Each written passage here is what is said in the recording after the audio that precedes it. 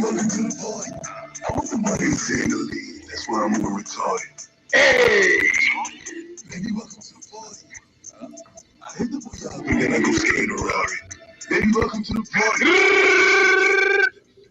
Yeah! See, you got to hit it with the goddamn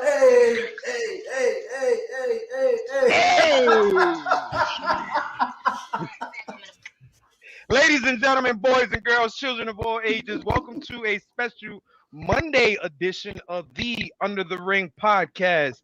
I am your boy, the Silverback Booger Wolf, who is still one half of your world champion. Yes. Made it through them damn double fucking pay-per-views. Still on fucking top. God damn it. Goddamn right. What's going on?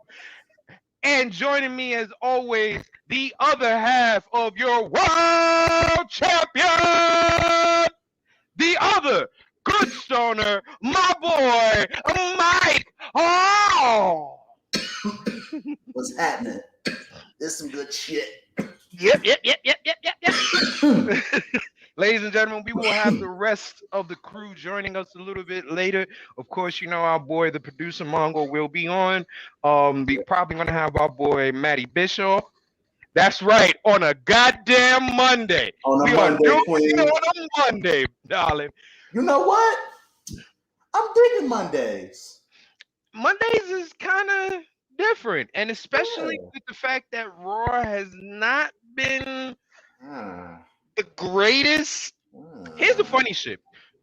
We kept it on Wednesdays, and we said, AEW, we're going to keep it on Wednesdays until you show us some shit to make us not keep it on there.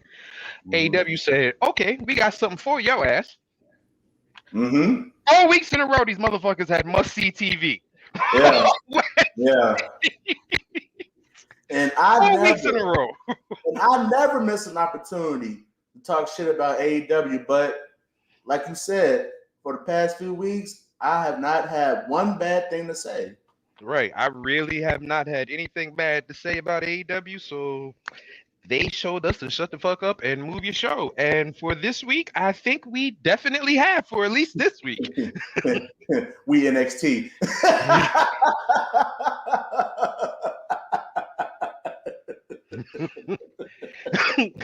As always, while we are talking wrestling, we are doing a semi-watch party right now. Of course, if you're looking at USA, you're looking at Monday Night Raw, and what you are seeing in the ring is Rhea Ripley, Charlotte Flair, and Nikki ASH.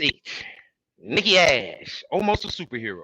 Nikki, of course, the champion, cashed in on Charlotte during the match with her and Rhea, and that's how she won the belt or stole the belt. And looking in this ring, goddamn, Charlotte and Rhea look like they about 8'2" compared to Nikki. Yo, they look like they about 8'2" compared to Nikki. And you know what? I'm going to be one of the few people that says it. I was talking to Mongo before the show. Yes, Charlotte got some work done to, I guess, improve what she thought needed to be improved, but in my opinion, Charlotte looks horrible now. She looks the new teeth with the sunken in face is not a good look for me. It's giving me recovering addict vibes. I'm sorry. I'm sorry. It's giving me recovering addict vibes right there. I love Charlotte. I love Charlotte, but you're not wrong. Like, I would say, like, Charlotte 2019, even like right before the pandemic started, that was perfect. That version of Charlotte was mwah. When we first found out she was fucking Almas. Yeah. She had the glow up. She had a glow up for sure. When we first found out she was fucking Almas, she had that little grow up, and we was like, okay. And then her and Almas just been hitting the gym a little too much. Yeah. Maybe she need, like, I understand being in top physical shape, but when your top physical shape is starting to make you look like, how can I say this? An anorexic Lois Griffin, maybe you should stop. Maybe you should stop if that's the case. Now let's get into some wrestling real quick. Um, God going damn around it. and going around for the news, unless if a lot of people were wondering about a certain person and how their loss to this person would affect them because of their debut on Monday Night Raw. Well, guess what? We won't know how the loss Karrion Kross will affect him because Jeff Hardy now has the Rona. Yeah. Jeff Hardy Jeff had has the cooties.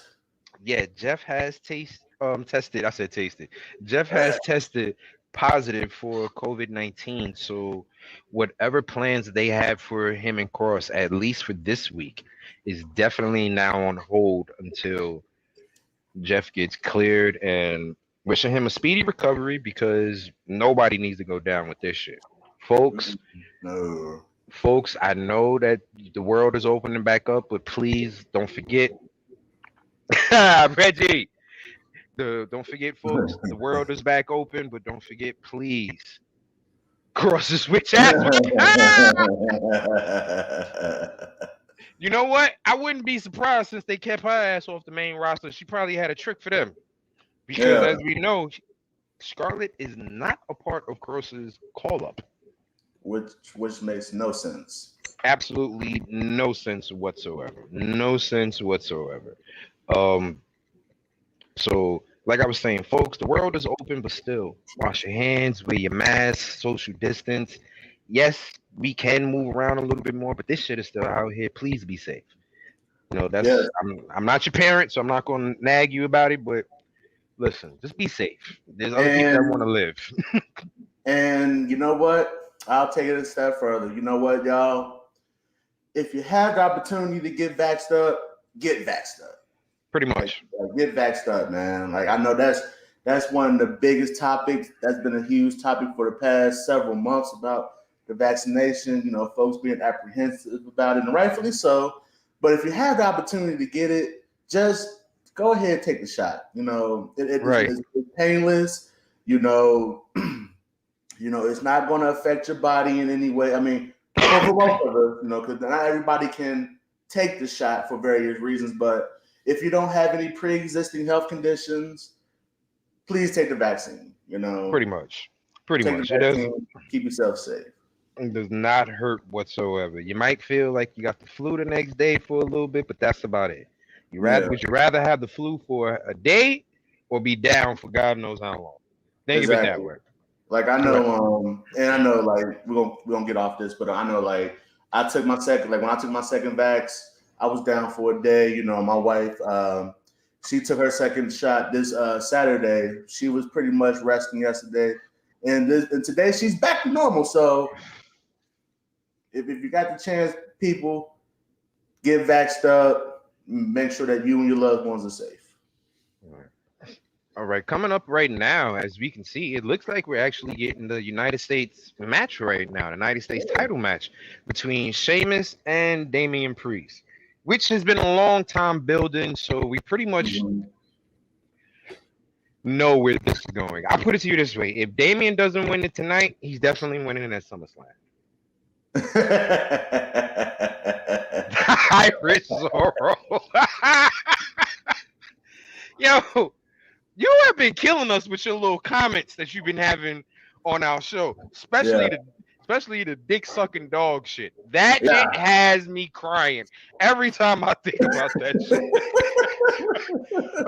shit. Said your dog gagging on dick in the back. Oh, we're gonna bring it up every time, damn it.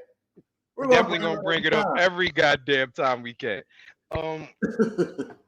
What you call it? Another thing that's going on in news right now is the third hour of AEW is set to premiere August 13th on TNT, which is a Friday. The show will be called Rampage. Now, because of that, they haven't released a time slot just yet that I know of.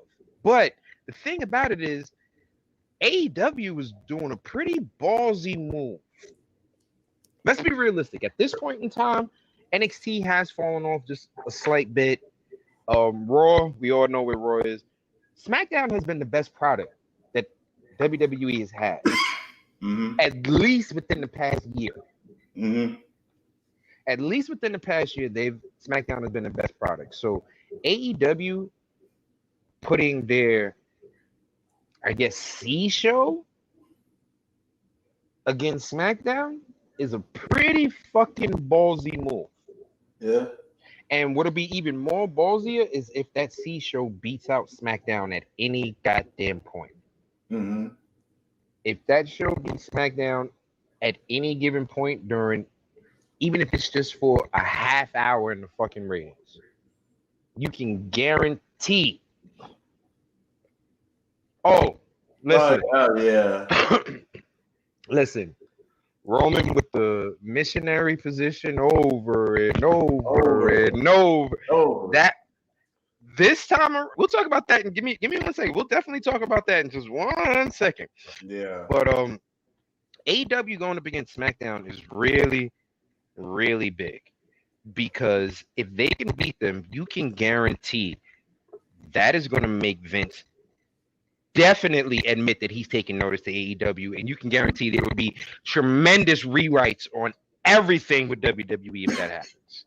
And on the flip side, AEW, they are going to talk so much shit. And you know what? As ballsy as it is, it's actually a smart move, because what the hell they got to lose? Really?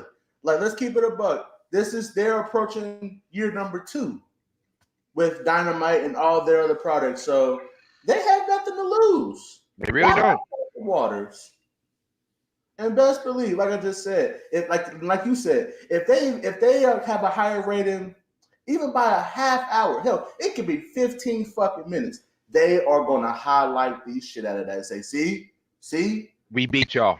And that's gonna cause Vince to fucking flip a gauge and kill himself damn near. So we'll see how that goes. Other news in wrestling around the wrestling world. There's a new champion walking around. Someone who you would not believe is a champion. Yeah. Matt Cardona. Yeah. Zack Ryder. Yeah. Mr. Chelsea Green. The internet champion. Woo, woo, woo. Thank you, Reggie. Thank you, Reggie. As our boy Reggie, who will be a captain next year for UTR Fantasy, informed us Rampage will air at 10 o'clock.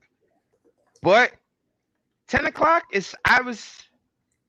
that's exactly why Reggie gets shout outs all the fucking time. Right. 10 o'clock, I still say, is kind of competing with SmackDown. Because honestly, if you're riding a high from that SmackDown, you're not going to really want to turn to AEW. Because you're going to be sitting there talking with your friends or whoever the case may be about what just happened on SmackDown. Like, I know with us, if there's a good show, we'll be in the chat with each other for hours just talking about the shit. Mm-hmm. So AEW coming on right after, that's pretty much saying, you know what, your show is okay, but watch how everybody switch over to us and watch us. Mm-hmm. Mm-hmm. And 10 o'clock on a Friday night is that's a dangerous spot to be in. That is a danger. This isn't the beginning of COVID season where everything got locked down. This isn't the winter. This is summertime, world open. Yeah. Me not being in my house. Right. Right.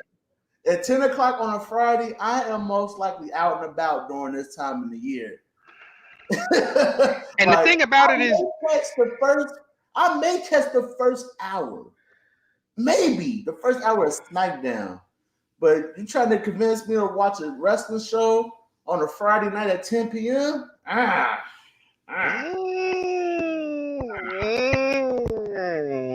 My thing is this too. Like, even if I am home at that moment in time, at 10 o'clock on a Friday night, if I am home, I'm getting dressed to go out.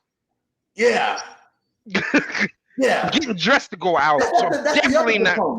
If I'm not out already, I'm getting dressed to go out. Right. I done watched SmackDown while I was putting on my lotion and my socks and shit, and I'm sitting there halfway getting ready. By 10 o'clock, all I'm doing is throwing on the goddamn right. Mike is definitely doing the Bobby Brown jumping out the helicopter. Yeah. Like at 10 o'clock on a Friday, I'm pretty much like, yo, where's that? Yeah. What we getting into? Where that? You know what I mean? So that's still a big brave move. But going back to Matt Cardona, he beat the man who appeared on AEW last week with MJF, Mr. Nick Gage, in a death match. Yeah. Death match. For those of you who didn't see the match, because not so many people did, but of course you've seen pictures, things of that nature. The outfit that Matt Cardona has on at the end of the match, it is a pinkish crimson red, or whatever the case may be. For those of you who didn't know, that same outfit when he started the match was pure white. That outfit was pure white. Okay? It turned that way from all the blood that was lost. And fans, wrestling fans, my people, I understand with wrestling, as I said it numerous times, wrestling is full of characters. You get, involved with characters. You get, into them. Like, we all know I'm a big, huge Bray Wyatt fan and things of that nature. And yes, it was a death match. Yes, the participants in the match used certain objects, but fans throwing those same objects into the fucking ring after somebody won the belt? Come on. After Matt Cardona won the belt, that crowd went ape shit. Yes, it was to get him heat. People were throwing pizza cutters. Someone threw a razor blade open. People were throwing beer cans, cups. Yo, like, honestly, you could have really hurt that dude, man. Like, fans, we gotta do fucking better, yo. We gotta do better. Y'all must want us to get shut down again. Y'all really must want us to get shut down again. Like, why would y'all do that? Like, why would y'all do that? Now, if Matt Cardona decided, you know what? I'm never going back to that arena again to perform, regardless if I'm the champ or not. I got no one to blame but yourselves for doing that shit, yo. Yeah. Luckily, he played it off, and he understood exactly what's going on. Like, yes, Mongo. These are some of the aftermaths. This was actually the next day. He had went to sleep and woke up in the hotel. This was the aftermath from the night before. Oh my God. All right. But fans throwing bottles at him, pizza cutters, razor blades, cans. No. I know everybody misses the nostalgia of ECW back in the day where the fans got involved and shit like that.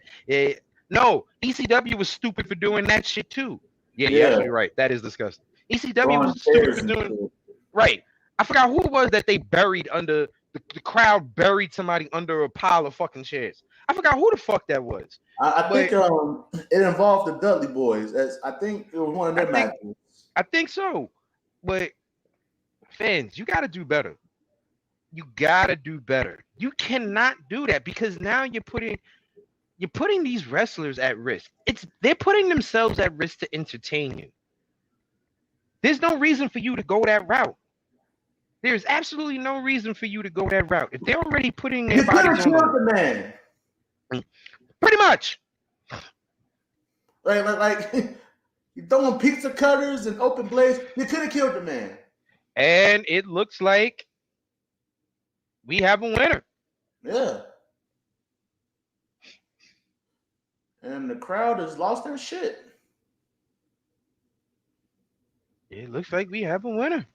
Oh yeah. Oh, I'm sorry. I guess this wasn't for the title. I think he earned the right to have a title match. Yeah. Okay. Sheamus is playing off the whole broken nose. Okay, that's good. That's good. But fans, you cannot do that. You cannot do that. Like, Matt Cardona isn't one of my most favorite wrestlers. No. I'll tell you that in a heartbeat. He isn't one of my most favorite wrestlers. Was there a feel-good moment when him and Assman won the championship belts? Yes. Yeah. 100%. Not gonna lie. Was it a feel-good moment even when Matt Cardona won the IC title? Yeah. Mm-hmm. I'm not gonna lie about that. Is he one of my favorite wrestlers? Absolutely not. Absolutely not. Will I sit there and try to hurt him? Absolutely not either. And you know what? I was just thinking about this also. I also blame the promotion who put that stuff near the fans. I understand there was a death match, but you have to be smarter as far as making sure that those types of weapons and shit like that aren't in reach of the fans. But they were also throwing the beer cans that they were getting from the concession stands too. Yeah, full. Yeah. Full. Yeah, that's true also. Yeah, y'all need to fucking chill out, man. For real. It's not chill that serious. The fuck out. It's not that serious. I don't know if people know this or not, or people don't want to admit it, but wrestling, it's a scripted sport. Yeah, it's not real. Yes, the bumps and bruises that they do take are real, but you got to remember, these people are actors. Yeah. Wrestling is a real life action movie. That's what it is. It's an action movie. Okay, just stop, folks. Stop. Yeah. Unnecessary. And once again, and I know we don't want to stay on this topic too long, but once again, stop trying to be the fucking show. Mm-hmm. Stop trying to be the show. It is not about you. I don't give a damn how much money you pay for those tickets. It is not about you. You're the right. show is about the men and women who are performing inside that square circle. You are not a part of that. You are an audience. Exactly. Enjoy the show. Oh, you're 100% right. That pain definitely is real. I'm gonna tell you this right now. I can't take no powerbomb. No. I'll be sitting out here. My back. I need a backiotomy. I no way I can take a powerbomb. I'm not gonna sit there and lie to that. But at the same time, there's no way I'm gonna sit there and throw a fucking full beer can at somebody who just put on a performance for me. Right.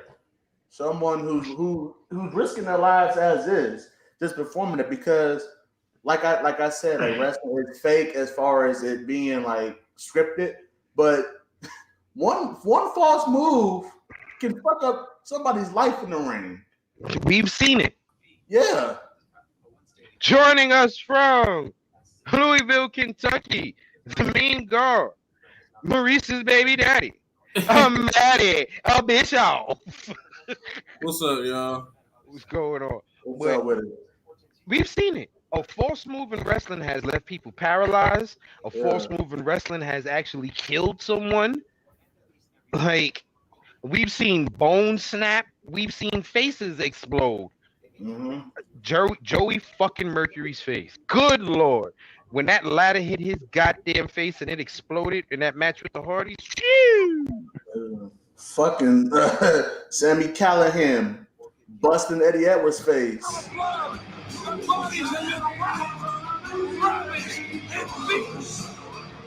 Look, That big hand hit Triple H in the gut, and he got right the fuck up. See, yo, that shit hurts. Yo, stop. That shit is crazy. Stop, people, stop. It's that not. is fucking assault. That's assault. They don't care. That's assault. They do not care. I mean, I get it. You got a lot of security there, but I know you can't control everything. But at some point, it's like enough. Yeah, something has to be done about that, man. Cause that's fucking assault. Pretty much. What you call it? That's why Jericho beat the shit out of dude last time that ran in the fucking ring. Right. 2 weeks ago. And rightfully so. Right. That shit is definitely necessary. Another piece of news, which kind of got my blood boiling, which I guess prompted this podcast tonight because I went on a little rant in the chat. Right. Another piece of news that is going on, Keith Lee, bask in his glory, Keith Lee, sent out a tweet stating that he has decided to tell his side of the story. Just give him a week or two. Now,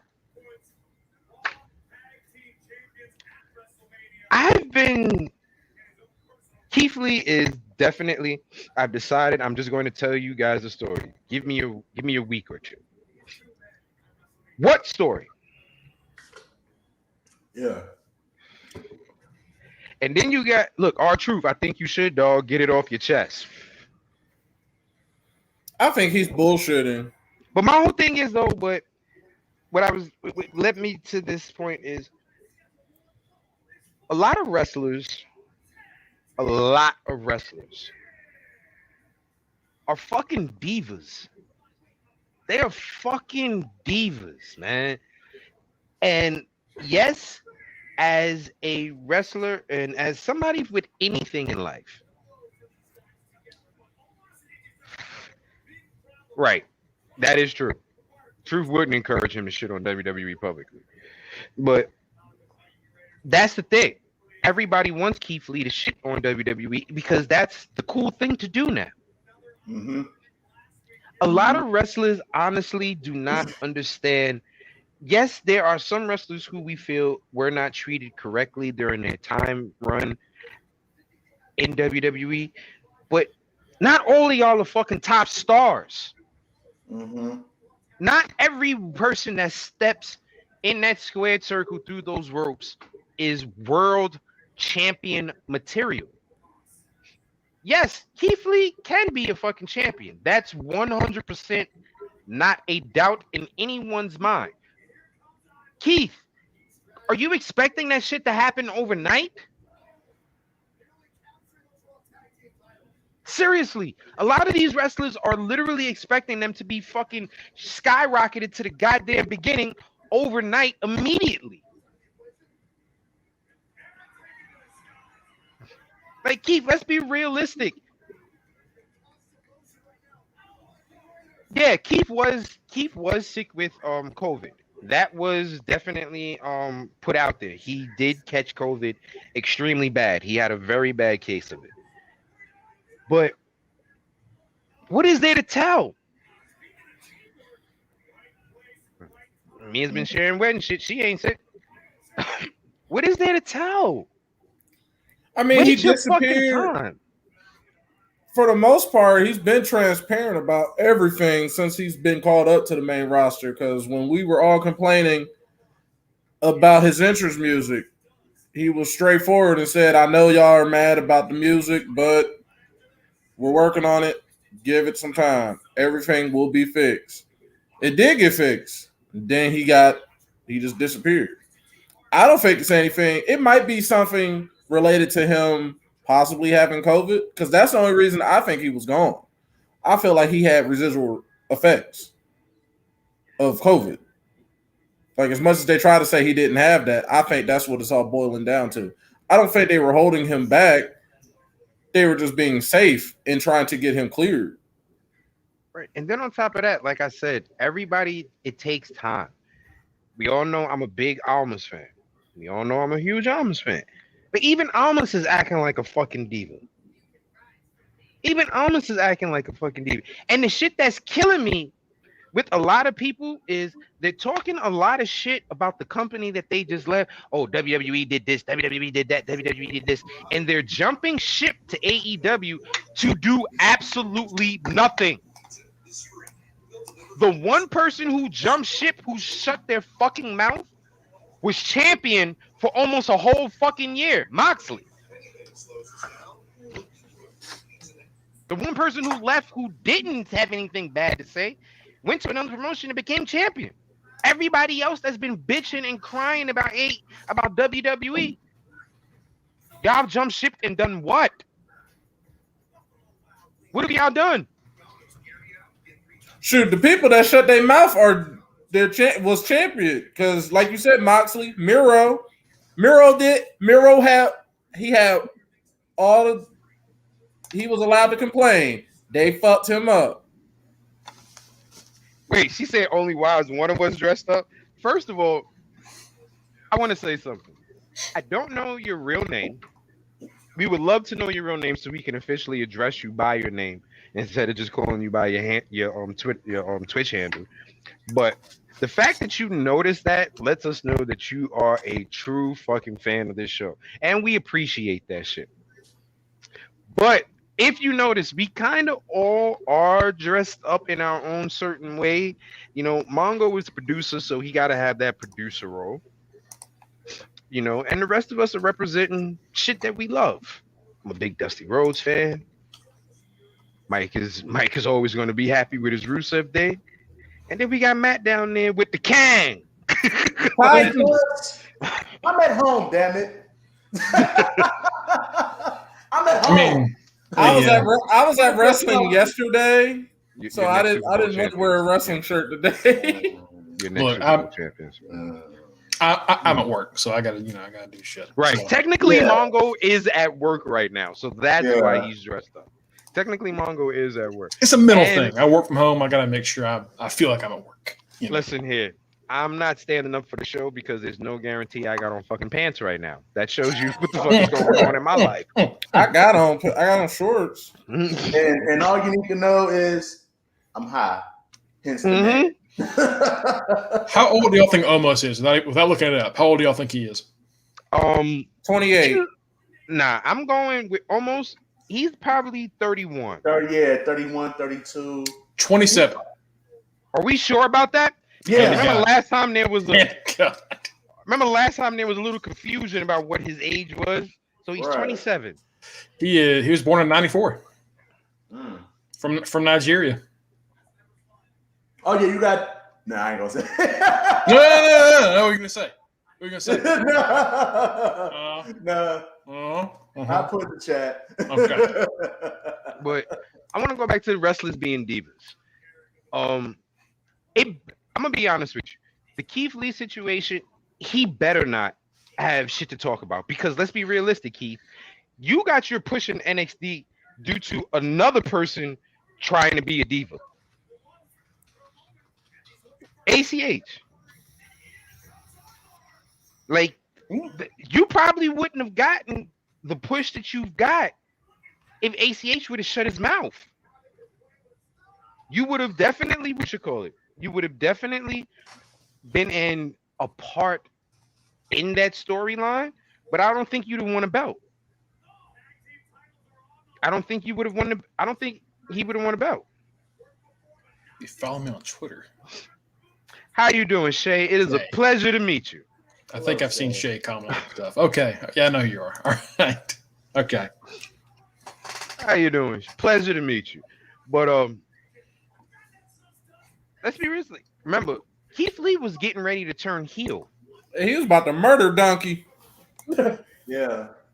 He was getting ready to turn heel. And honestly, NXT, for you to be the heels in NXT have to be beyond spectacular and out there.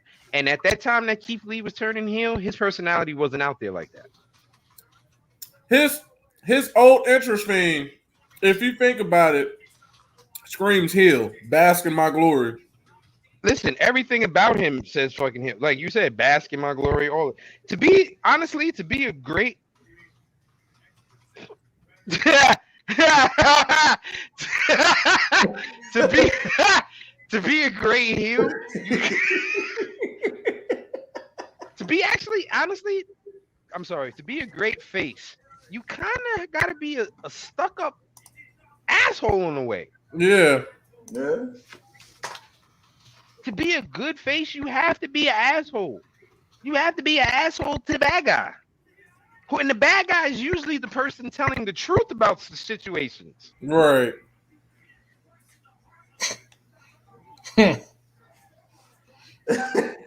Mike, you could have said that. You could have said that shit here. No. Uh-uh. I got us enough fucking penalties. We're almost getting banned. Yeah, we don't need no more. We don't need no more. No. There's a good possibility they cancel our show every week just because I pop up. Okay. You don't need no other. We finally get consistent viewers, and Mike shuts our shit down in like 5 seconds. Yeah, and then I get jumped. Yeah, you definitely getting jumped. Don't get jumped if I say that. Yeah. Way more them than it is us. Then here's the thing though. This is a tag team title match, and honestly, besides the fact that you want to know if we're going to win for fantasy points or not, have you really been paying attention to this match? I don't care about this match because I don't even think the Viking Raiders are even going to win. And they didn't. Oh, see. I was questioning about that in Raw chat, so just, bam. Bam. Well, NWO know what we doing. Right. They're going to lose that shit at SummerSlam. I guarantee you. I guarantee you they lose at SummerSlam. They're going to lose at SummerSlam. I was talking to Mark. Team Raw's team. I was talking to Mark in Raw chat, and I was like, I guarantee you almost gets like one more pay-per-view match, and then this is done. He gets one more, and that's it. Yeah, pretty much. But Keith Lee, you better not have anything. And the one thing I pray, I really pray that Keith doesn't do, or it doesn't come to this. I pray he doesn't try to pull the race card. I think it's gonna be something that's not WWE related. Like it's gonna be like WWE related, but something where he tells the story of why he couldn't get cleared. Like, I'm gonna tell y'all what really happened. Just kind of like where they were saying where Charlotte had to come out. I'm not pregnant. I don't know who told y'all that I was pregnant. Like, those stories aren't true. This might be something like that. I hope so. Yeah. But a lot of wrestlers are really becoming divas to do absolutely nothing in other promotions except pretty much rape the promotion out of money. But you know what? You know who's to blame for that, right? The indie circuit. A lot of these wrestlers, they were big fish in small ponds in the indie circuit. And these cats don't realize when you come to WWE, you're now in an ocean. You are in an ocean with sharks who have been there for years. Here's the thing, though. Is a shark. Cena's a shark. Brock, the great white shark. Like you're not gonna walk in there and be on equal footing just yet. You have to work just like everyone else, especially if you came up through NXT. Mm-hmm. Come on now. The NXT champion lost a match last week to Jeff Hardy. Who has COVID? Who now has? So we can't even get a follow through on that. That's just I brought that up a little earlier. Yeah. I'm so angry about that. It's the worst. It is the worst. Mm-hmm. Like the Keith Lee thing, like I hate it, but like you're not gonna have Keith beat Bobby, you know. But damn it, that sucks. Yeah. It does. Oh shit, we getting one of the Hindus. Well, Veer's gonna die. Veer's Yep. gonna die.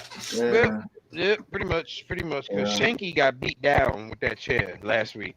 Oh yeah. First off, I was mad they had Shanky out there singing like that.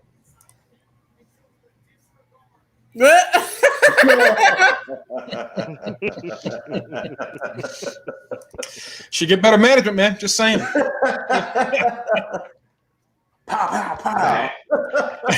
Yeah. You know I what? had all the confidence in the world the Vikings were not winning, so they were benched. But these wrestlers almost like I said, almost. What are you doing right now? What is almost doing? We were all expecting him to make this clash with Omega. First of all, found out that technically was supposed to have been the ending we should have gotten at Slammiversary. Not You know Jay what? White. You know It what? should have been. Jay White thing was better. It 100% was. It's better. It 100% was. But we were supposed to get Almas, who was supposed to confront Omega at the end of Slammiversary, but Impact couldn't reach an agreement with Almas. Want that money? Look, First of all, if Kenny Omega Almas was fighting Omega August 14th at coming Triple up, Mania. yeah. Mhm. August 14th at Triple Mania. Almas has never even competed in this promotion before. If I read that right, What, AAA? yeah. I don't know. I don't know if he has. Did he not? Let's see. Currently signed there, but did he work there before? I don't think he has. No.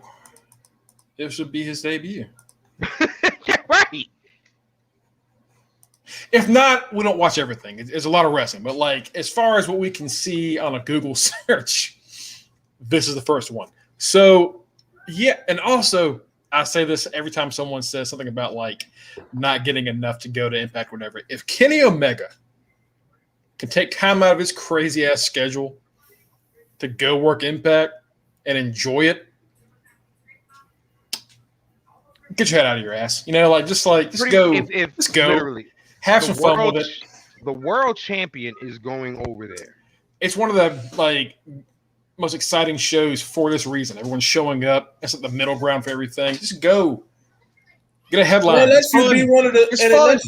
it lets you be one of the few people that can actually go from show to show. Because not everybody in Impact and not everybody in AEW is going back and forth. It's only a select few people doing it. Exactly. So if you're able to move over, that means you're being held in some type of high regard. There's only Right. one person that we know of that turned down an opportunity, and it was the right call. But Right. Sammy. Yeah, just because he ended up getting a better deal by just not doing that. But He's getting that Jericho rub now. yeah. But like aside from that, it's kind of worked out anytime it's happened. Yeah, and like you said, Mongo, like that. Obviously, you're looked at as something if they were willing to have him go to both shows. You know what I mean?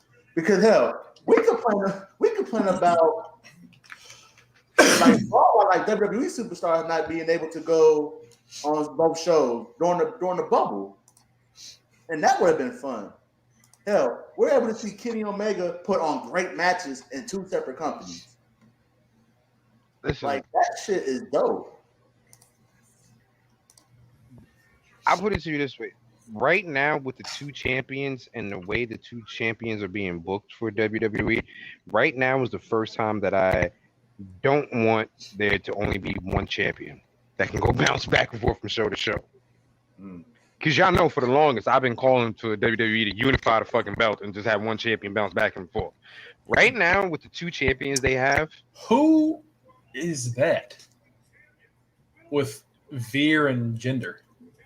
that's not Shanky, is it? No, that ain't Shanky. Who is that? Y'all are ahead of me. That's Lionel Richie Jr. Jr. Who the hell? Who is that? It's the fucking Asian Mark Merrill. That's what the fuck it is. I mean, it's the Indian Mark Merrill. That's what the fuck it is. It's the fucking Punjabi Mark Merrill. Who is? Nah, who is that? He looks familiar. Who is that? One of y'all go on mute. Matt, go on mute and listen, because you behind us. He's introducing him. Man, who is this Rudy Poo? He's an attorney. A shiesty ass. He looks shiesty. He's an attorney.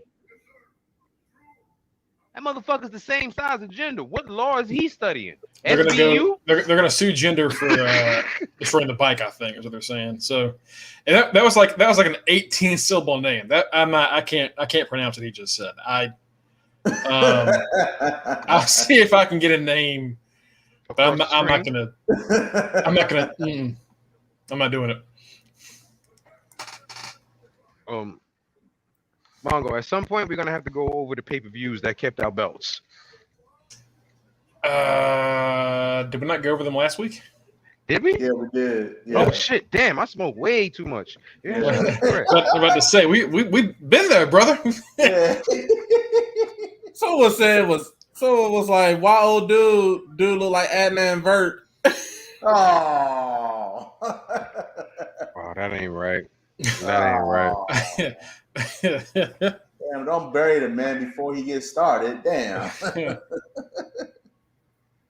Is that Santa in the front row? Yeah.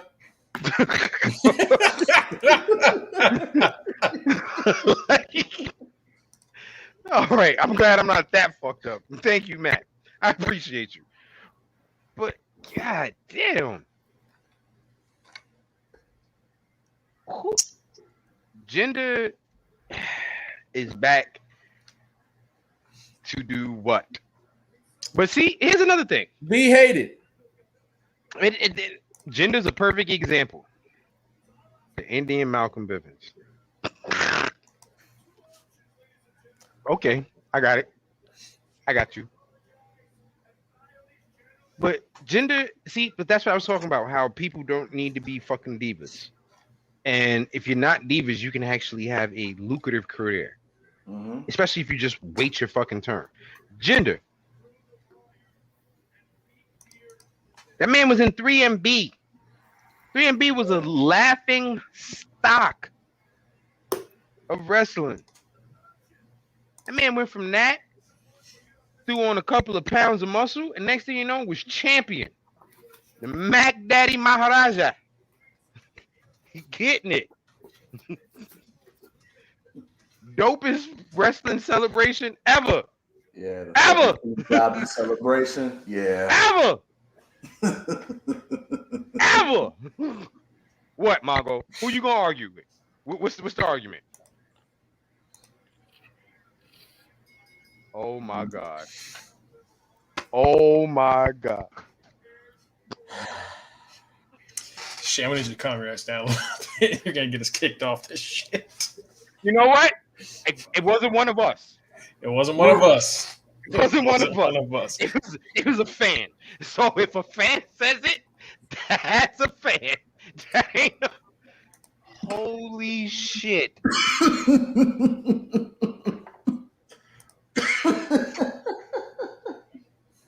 Oh man. Bravo. He's getting mauled too. Good God. Bravo.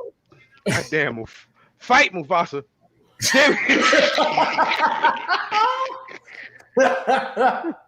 This dude cannot wrestle. I mean, when you that size, do you really need to wrestle? Well, I mean, like they were supposed to be like in NXT for 3 years, and then is he the one that got the controls of the other? No, the one that got dumbass. He's the one that was smart. He's the smart one. Right. That's why he's still there. The other one went back to being a teacher. He's somewhere. Is he still signed? No. Absolutely not. Sure.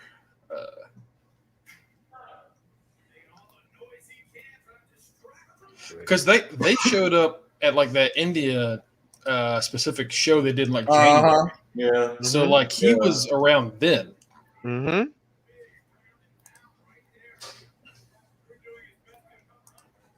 Right, because remember Shanky was a good dude when he first showed up on that India show. Because remember, he helped Mansoor.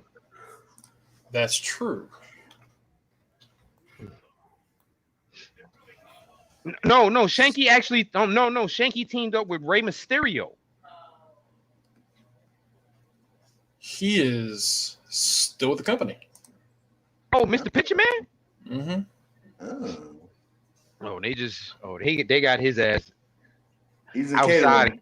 Nah, he ain't even in catering. They got him checking tickets at the door.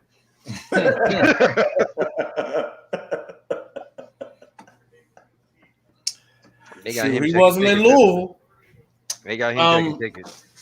It kind of blows my mind that this wasn't like an immediate Claymore and then like we just move on to the next segment. I'm surprised it's going this long.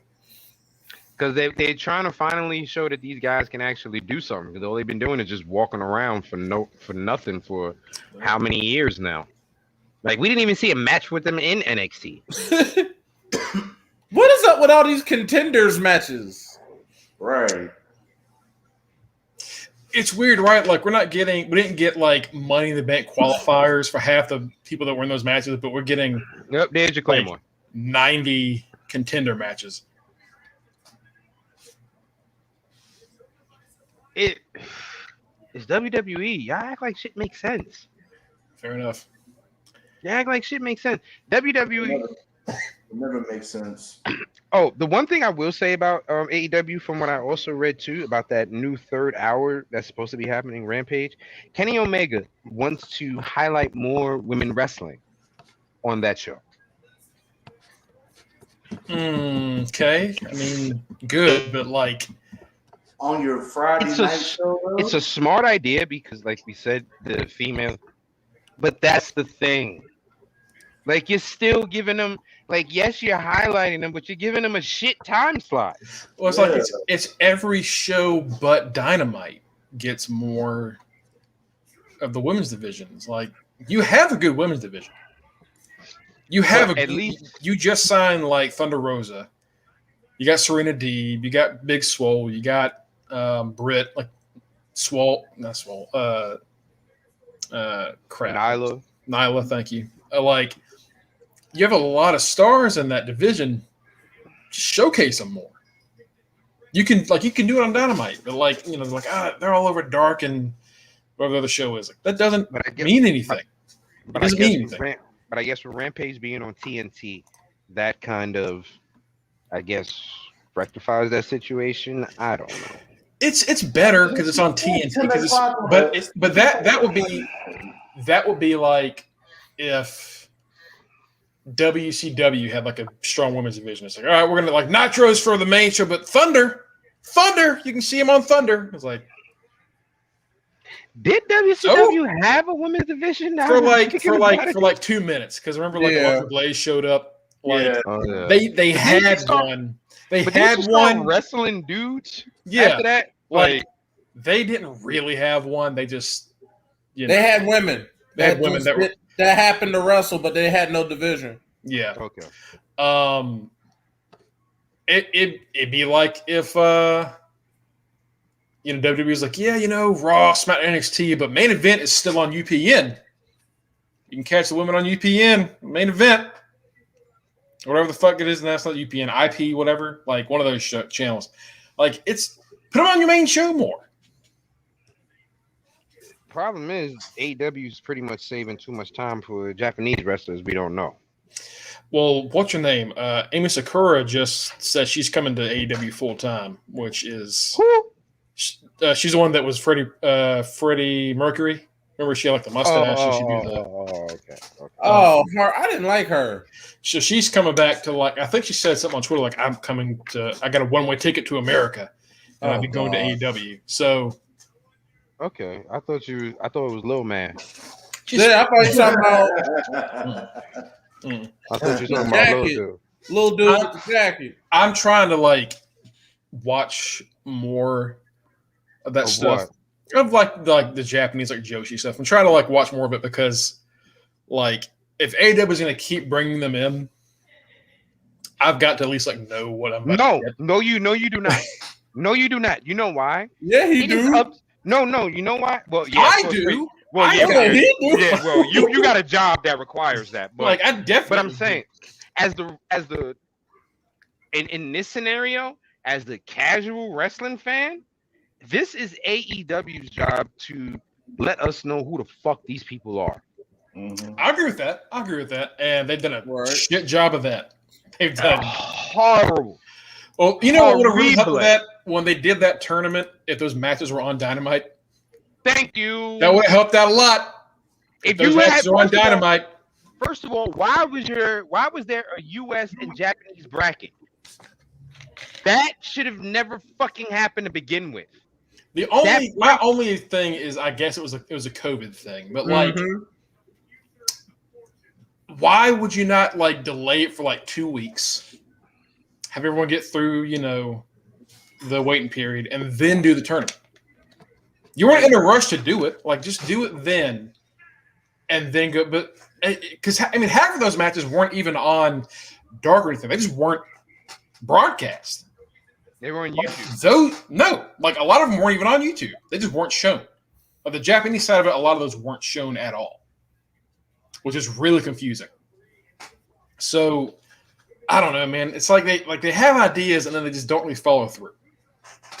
Like, and here's the thing about it is we talked about how great Dynamite was last week, and it's fantastic, great show, probably the best show of the week.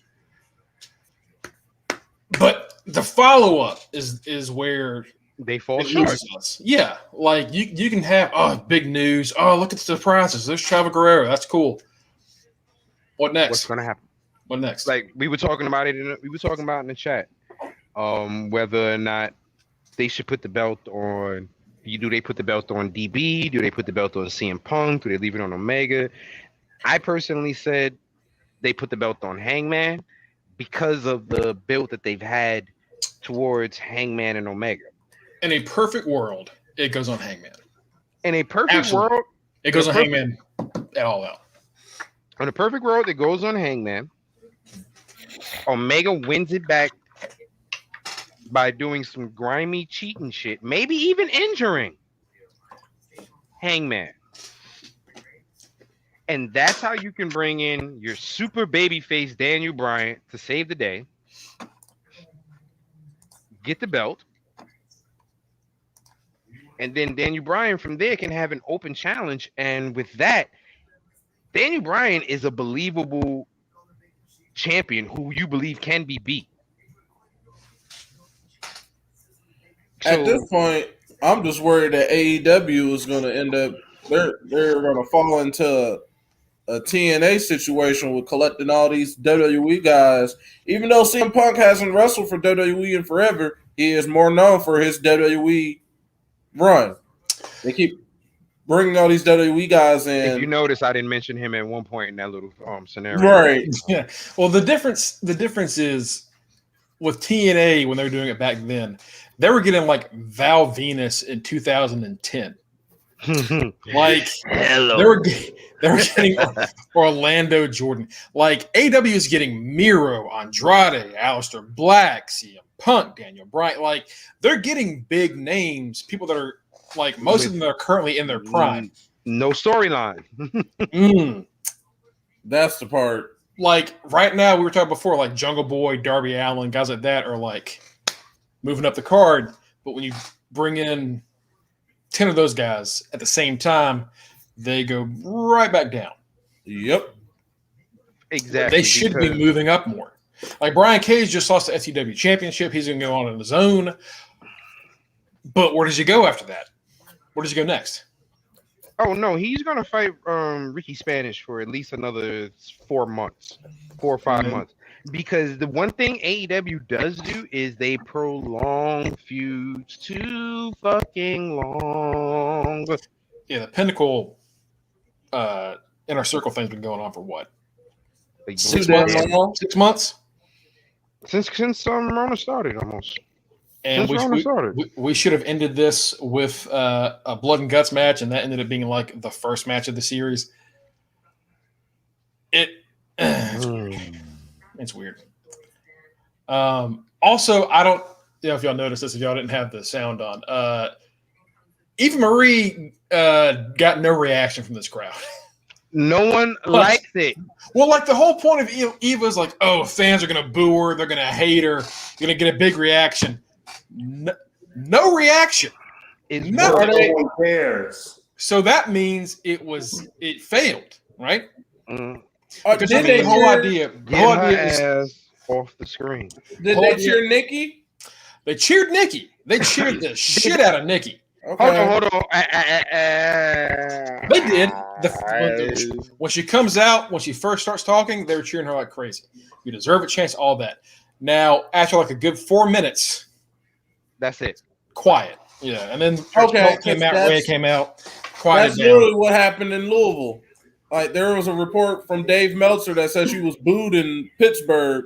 When she came out in Louisville, like they got us ready by showing a replay of her cashing in last Monday, and then her music. That's what they did this week. So they got us cheering. That her music comes on. She comes out first, running around. She looks weird with the belt on because the belt was loose on her. We're cheering her. By the way, she's lost, I think they said 30 pounds since last year. Because that belt was like really jumping around on her. I was like, she used to be bigger than that. I was like, belts used to fit her. She lost 30 pounds. Which is good for her. That's awesome. That's great. After she came out, good for her. It was done, and like it was literally like you forgot she was in the match. Charlotte came out, Rhea came out. After that, it was like, oh, Nikki's here. It was just like, oh, she's here. Okay. That's actually a really good question. Do you want fans to cheer her or boo her because of her gimmick? I love Nikki Cross. I want fans to cheer her. Yeah, as much as I don't like the superhero thing, I want fans to cheer her. Yeah, because like if you don't cheer her now, she'll never get this opportunity again. Never. And we're back to the same 4 people at the top nonstop, and it needs to work now. And because it's not like it's somebody that isn't talented. Nikki Cross is fantastic. Yeah. So my mindset is I don't like the superhero stuff, but when she's in that ring, it's still Nikki Cross. Here's the thing. I'm going to be honest with you. I'm not even sure. Okay, Piper. I'm not even sure that I mind the superhero thing. Really? A Charlotte Cross? Okay. All right. I didn't know they existed. I don't mind the superhero thing. I just hate the fact that for so long she's been an afterthought. Mm-hmm. That for so long she's been an afterthought, and now she's champ. It's so weird. And here goes my baby, Tamina, with her Kevin Nash knees. Well, I talked about that last week. Like, they made her someone that was getting lucky over and over again instead of actually having a real win. That's a problem. Like, you have a champion right now that has just gotten there by luck. Because even the Money in the Bank win, it was by luck. It just didn't notice she was going for the briefcase. So everything she's done has been pure luck. And well, in Deadpool 2, that chick said luck was the superpower. Fair enough. But I love Crazy Nikki, but also I love Sandy. But I love Crazy Nikki. I thought Crazy Nikki could have been like a top champion. Like the Crazy Nikki that we had fight, who was it? Ember or Asuka? Asuka. Yeah. Because that was on the time where she was like the harbinger of like Aleister Black when he was trying to find Gargano. Mm-hmm. And she was like, he's coming. Like that. It was great. It was awesome. Crazy Nikki is like one of my favorite women's wrestlers. Right. It's great. And it could have worked so well. Oh, dear God. Look who's on screen.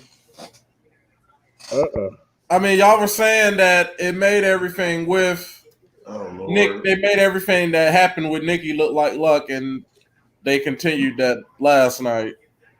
Well, it makes her look like she's not competent. Yeah, and that's the sad part. She is. She's a former 2-time tag champion.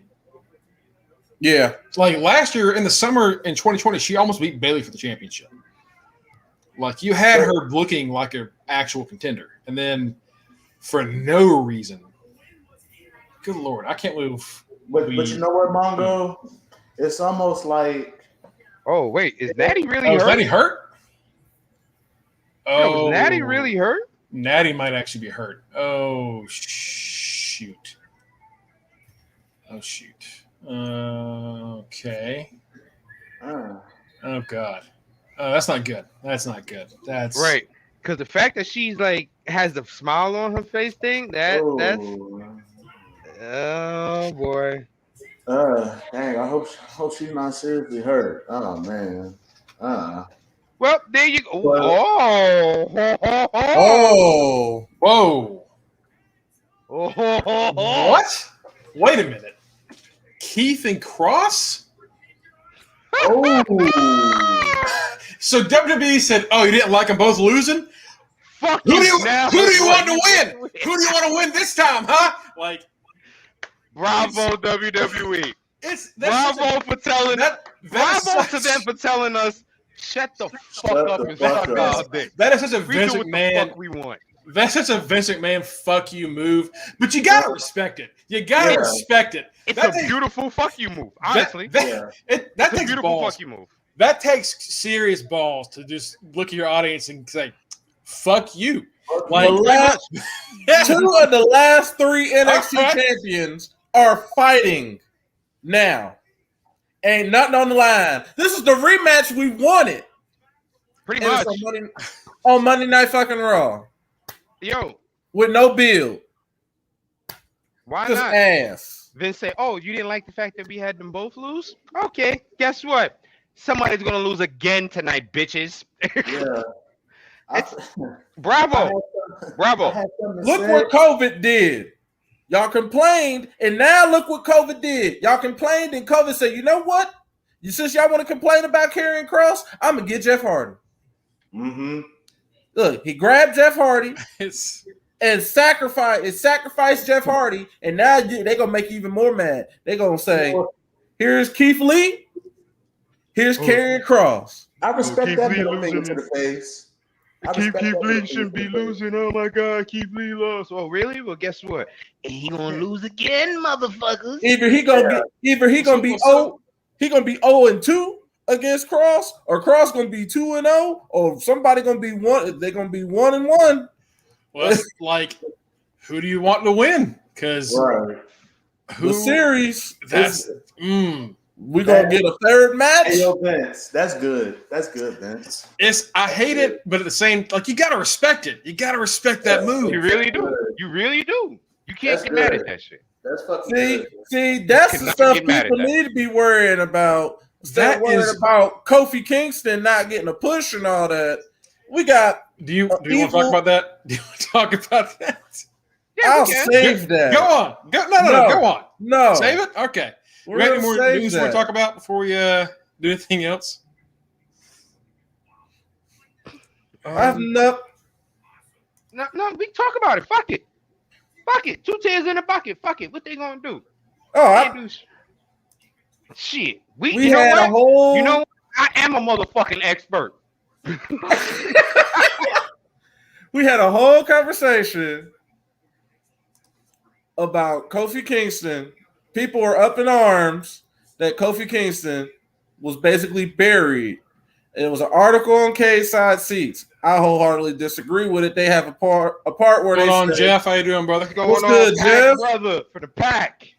Ladies and gentlemen, our boy Jeff Williams. If you don't know, check out his Facebook page. He has a page, the Animal Beard Company. They give out some great they make some great products to keep our beards looking nice, shiny, and of course, give us that animalistic charm that the women love. But K-Side Seats comes out with an article every so often talking about stock up, stock down. They felt that Kofi Kingston's stock was down. I wholeheartedly disagree with that. Mm-hmm. Kofi Kingston has been in the company for what, 15 years, it seems like at this point? Almost close to that? Yeah, it's been about 15 years. It's Yeah, been it's a been about while. 15. It's been about 15 years. Cause it might be longer than that. For some reason, I remember seeing Kofi in 2003. So if it's 2003, it's been longer than that. He debuted in ECW, right? Yeah. ECW. That's 2008. Yeah. So, yeah, okay. So, yeah, he's getting close to 15 years. 13 he's getting years. close to 15. 13 years of Kofi Kingston. We saw Kofi Mania 2. And, I mean, we saw Kofi Mania. If people paid attention, I feel like that person that wrote the article did not pay attention to the whole story. They've been building everybody up, suckering everybody in about Kofi Mania 2. Kofi gets an upset win over Lashley. Not happy. Xavier beat him. That was the straw. He lost. Kofi beat him. Then New Day beat him and Lashley and MVP. And then the final straw, that strike 1, strike 2, strike 3 was when Xavier beat him off of a roll-up. That was to close out the Thunderdome. The man was pissed. He said, I don't need these women. I don't need these distractions. If I want to continue being champion, if I want to continue living lavishly, I got to beat the shit out of this dude. And then on top of that, Kofi was the first person that got him out the whole situation. Kofi was the first person to make him act out of character. Like, he kept getting the upper hand on Lashley because one, Kofi and also he was the veteran. He's the vet, so he's gonna take advantage of any little opening. Also, Kofi's already been WWE champion before. He knows what it takes to get there. So why are we shocked that Lashley actually sees this dude who keeps getting the upper hand on him as a threat to his title? He hasn't had a chance to beat him for a month or whatever. So when we get the Money in the Bank, why are people shocked? Was I shocked that Kofi lost? No. We were all shocked. Were any of us shocked that Kofi lost? No. We were all shocked that the way Bobby Lashley beat the entire living shit out of him. And Mongo I heard that gagging dog back there. Just let you know. Like, there's no like, you saw Bobby Lashley destroy a former champion as if he was a jobber. He beat the whole. And you know what though? Let's be realistic. People were upset about how Kofi lost to Brock. Kofi lost to Lashley. These two guys are professional animals. They are there to be animals and to destroy people. That's what they were there for. Brock, when he destroyed Kofi, was he's finished gagging. That's the noise. But that's the other one. Oh, so he was gagging on that one. So that's the reaction from the gag. Oh, got it. So Mongo over here supporting bestiality. Yeah, yeah, Mike. Now, so that's what I come back to. Okay, Brock at that moment in time was a fucking raging machine, destroying everything in sight. He was supposed to destroy Kofi. Okay. Lashley, like we just said, he got pissed off that he was losing. So guess what? He's supposed to destroy fucking Kofi. Kofi was supposed to die the way that he died both times. Then on top of that, he was fighting people who were well over 70 pounds of muscle over him. You know what? Hold on. The problem is people got too much belief in that whole Rey Mysterio underdog shit. Sometimes a big bad motherfucker beats up a little dude. And you know what? Let's get it right, people. and you know what? Listen, we all love Kofi. Kofi is an all-time great. But some of you need to wake up and smell the coffee. Kofi will never be a WWE champion again. Let's keep it above. Let's keep it a buck. He might get one more run. I think he'll get one more. He might get another run like DB did, where we get heel. We might get heel Kofi. I think he'll get one more. If he's a heel, then I would buy that. If he's a heel, but I don't know. Like what? I just don't know. Whoa! Ray is the epitome of get the fuck out of here. Okay. Dominic is the one that's God. Dominic is cool as fuck. His daddy can get hit by a fucking Cadillac. All right, plain and simple. All right, now go ahead. Go back to what you were saying, Mike. Fucking Ray is God. Yeah, I'll be goddamn. Let's keep it. But let's really keep it a buck though. As great as Kofi Mania was, one of the greatest moments in Mania history. Let's not expect that again, y'all. Nah. Let's not expect that again. And guess what? We got bigger fish to fry here. Like the guys just said, Kofi was supposed to die. As a Kofi Kingston commercial was on, but we saying Kofi's stock is down. Come on now. Yo, here's the thing. Y'all just said we might get another Kofi run, but a heel Kofi run, right? What if the heel run comes after Big E cashes in? Exactly. Ooh. The heel is him turning on Big E.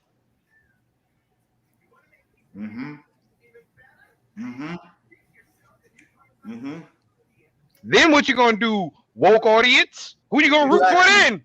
Woke mom? What you gonna say then? What you gonna say then? What you gonna say then? My whole thing with this was, how are you gonna say someone's stock is down when Kofi Kingston is basically the greatest tag team wrestler in WWE history? He has records that will never be broken. Never. So him being a world champion, that is great. That is awesome. But he is the tag team specialist who happened to be world champion, just like Jeff Hardy. Jeff Hardy is technically Jesus. He's the same thing. Speaking of that, I want to. Talk about this yes. Get into that. Get into that. Please. So, get into that. I think at this point we're not even doing news anymore. We're just kind of shooting shit, which is fine. Over the weekend, Denise Salcedo, who is like a very, very hardworking person in like wrestling media, she's like all over every major website.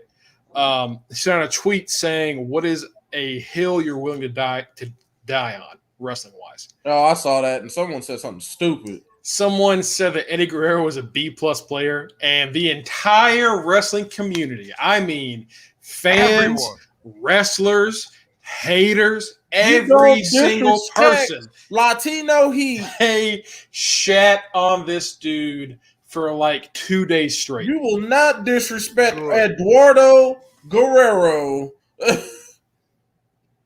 Eddie Guerrero, a B+ player? Dude, he was the highlight of a whole division that was getting shitted on in another promotion. That man WCW had their cruiserweight division. Eddie Guerrero was the fucking highlight of it. Okay? Let's be realistic. I dare to say Eddie Guerrero put China over more than DX. Yeah, that was Mamacita. No, with the whole IC deal, yeah. With the IC title, the Mamacita, he put her over more than DX. Okay? A B+ player? A B+ player. Eddie Guerrero was one of the few people that when they actually won the world championship, I think I might have shed a tear. That was a great, as short as that title reign was, it is so memorable. The man won in February. He was done being champion in July because I think Judgment Day was in June or July. Judgment Day was like in May, I think. The only reason I know that is because I just did a thing on like his best I literally saw that. And I was like, all right, here's an article 5 like moments of previous an A+ player, and like one of them was his match with JBL when like he was bleeding like a. I was gonna say that is one of the bloodiest matches. Dude, first off, that chair shot JBL hits him with is the most disgusting chair shot I have ever heard or seen. They were trying to kill each other in that match. And then, I mean, he was bleeding like a waterfall for like 6 minutes. Yeah. I know. It's crazy, right? It's a crazy match. Like, and then do you guys remember the promos against Brock? The addiction promo? Yeah. Like, dude, it's crazy, but like we saw Eddie be serious, we saw Eddie be lighthearted, we saw Eddie like have the heart of a champion, and then we saw Eddie and Ray fighting for the custody of Dominic, and I've never seen Eddie be that much like full of poison in my life. That like, was amazing. He was the evilest I have ever seen him, and it was great. I love that Eddie. I love the whole. He changed his theme. Can you feel the heat? As I call him, Cell Phone Eddie, because his thing started to look like a little ring at the front. Yeah. Bro, the fact that he looked Dominic, he said, "I'm your real dad." Yeah, it's a good match. Like it was goofy, but did they y'all made know it work? that they've made the custody? I think they came out with an action figure called the Custody of Dominic action figure. It's Dominic from he was a kid. No, it's supposed to be. No, they did. I'm going to really? find it. Oh my god! I seen here's the funny shit. I saw it's one of those things that should not have worked. On Riddle's Twitter page. I happened to see that he put up a picture. It's him in the middle, Randy Orton on one side, and John Cena on the other side, and it was like custody of Riddle ladder match. Like they playing off the Dominic and Ray shit, and Keith Lee's about to go night, folks. Mm-hmm. Oh, Keith Lee going night. So here we go. I mean, is this? He did. Wait, maybe, yeah. Oh did no! Did he really make it? They just he just made it. Nah, he tapped. He says they just made it. All right, if y'all can find it, I'd love to see it. Yeah. Okay. So Cross won. All right. That leads back into the Keith Lee question. So he loses back-to-back weeks. Is that him saying that they're going like? Is he going to say something bad about the company in 2 weeks, or is this just maybe he turns heel? Maybe this is his heel turn. I don't know what they're going to do with him. We'll see. Because again, like we were saying before, this is something where like you had one of them's got to win, and you know what? It should be Cross. It should be Cross, and it was and it was right. Cross. He's the NXT champion. Yeah, Cross should have won. So check the chat, Mongo. All right, let's see. Cross him. Yeah, man. I that was the first time ever like a celebrity died that I actually cried. I was it sucked. It was rough. Let's see. Oh wow. No way. No way. No, are you serious? So if you got an old Ray and an old Eddie and some ladders in the ring, you can have an old throwback match. Oh my god. Okay. All right. First of all, why does this doll look like Ice-T, baby? Because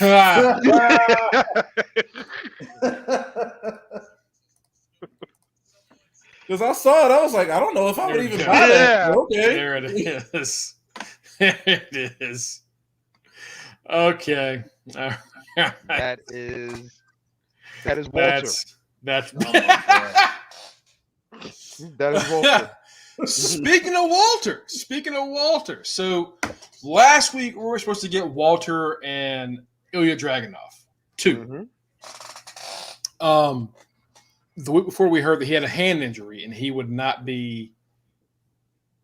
couldn't wrestle. Walter. He's legit hurt, isn't he? Legit hurt, yeah. Okay. But we're getting the match in the US at TakeOver 36. Dragunov wins. It's gonna go to Dragunov. It's gotta go to Dragunov. Dragunov wins. But then the thing is, so Walter said before he doesn't want to go to the US Well, fucking bad. Sounds like he's going to the U.S. Like, I feel like the second he loses that belt, he either leaves the WWE or he goes to the U.S. Those are the only two options. No, it's you either lose and you make your way to start getting points for NWO, and that's it. More than likely, even though you don't hope for that, Big John, that's the plan. They plan on a New Day reunion. That's the thing. Then they're not splitting them up too. What I think Sheamus has been a great U.S. champion. Sheamus is on the run of his life right now. Let's be realistic. Besides maybe that first title run where we all got Sheamus, when we all got Sheamus. Sheamus is a solid fucking worker. So any title run Sheamus has is kind of meaningful. Mm-hmm. His tag title run that he had with Cesaro was great. You know what I mean? Sheamus is a worker. He's come a long way from when we started playing fantasy or when we started Top Rope, and we used to say, "Oh man, it's Sheamus. You got Sheamus." That used to be like, "Damn, you got shitted on. You got Sheamus." Yeah. Now it's like you see that stuff, and now you be excited when you see Sheamus. You yell, "Fella!" Right? Like the best thing that could have happened to him. Spotlight. Like the best thing that could have happened to him was him and Cesaro becoming the bar because that made us all love Sheamus. Again, That was the turning point when Sheamus got his new entrance and song, and when no mask. Cesaro. Wait up, no mask on these two, but they're still Mason T-Bar. Son of a bitch. Yeah, Vince is just saying kiss my ass to a lot. Right. Vince is just letting everybody know who the fuck is in charge right now. Yeah. And Mace, dude, you look like fucking Milli Vanilli on roids, man. It's weird that they have them still with this gimmick, but yet Mia Yim and the other dude have already had their name. They got their original stuff back. And then on top of that, they're fighting Mustafa Ali and Mansoor right now. Now, well, that's a small. Did you notice what they were saying, Mason T-Bar, as they walked out? What? No. Mason's like, I'm Mace, he's T-Bar. I'm Mace, he's T-Bar. What? Well, you know what? Maybe if you just had people go by the names like Dio and Dijakovic, we know who the fuck y'all are. Like he literally was. Because I doubt we would think any black dude was named Dijakovic. Exactly. Unless they're a little. Oh, that was so cringeworthy because I'm like, what is they? I'm thinking they talking shit, and he's like, he's T-Bar. I'm Mace. He's T-Bar. Wow. Did you see that manga? Yeah, I saw it. I'm Mace. He's T-Bar. Every time I see Dijak on TV, I get sad. Yeah. It's like this is sad. That's someone who, if they decided to leave and wanted to talk shit.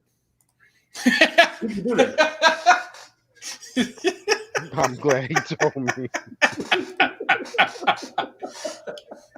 He said it twice too, if you forgot. He said it twice, just in case. Oh Lord. Just in case. I guess he's gonna keep T-Bar because it's better than slap dick. Yeah. Dijak could be like Damian Priest, like as far as like that level, he could be there tomorrow, and they just don't do anything with him. They just do this shit. You know what though? I'm gonna be honest. Even in NXT,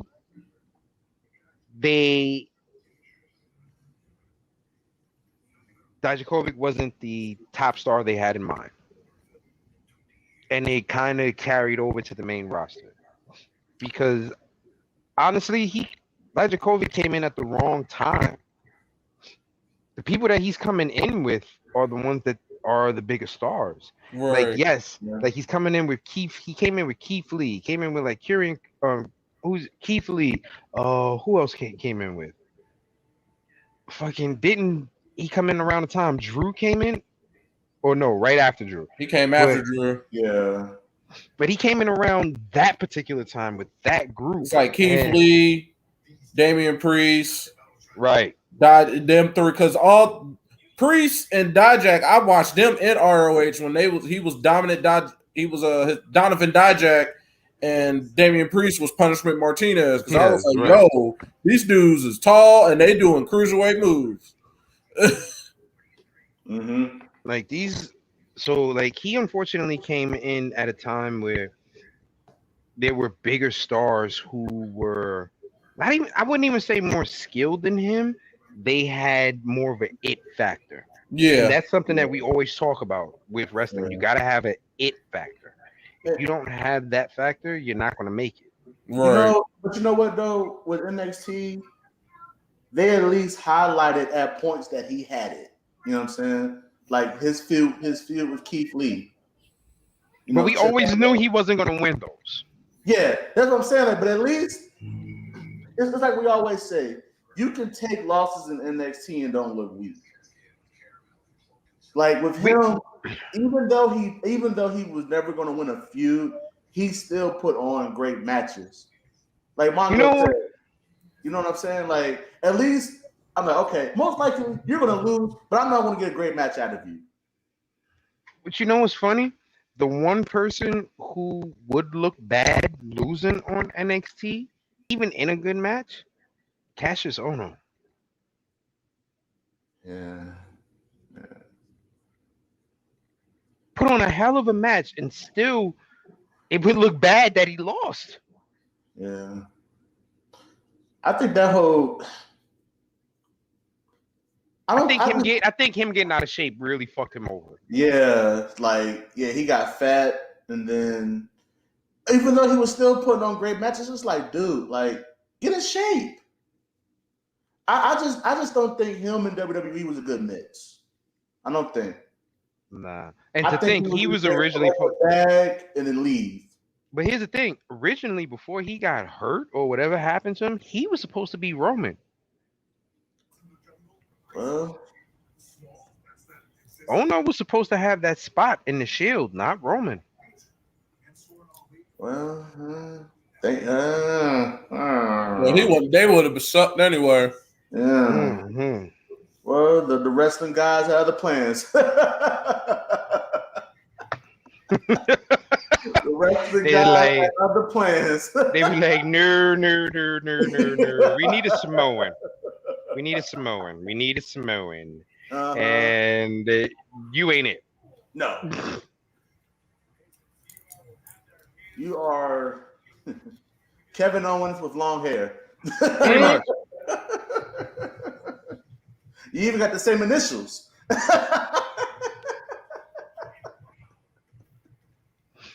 Yes, we went down a tangent, but we're watching Raw here. And who gives a fuck about Mansoor and Ali? I don't know why they even. I mean, I know why they have them teaming, but I don't even know what the fuck is even going on with Ali anymore.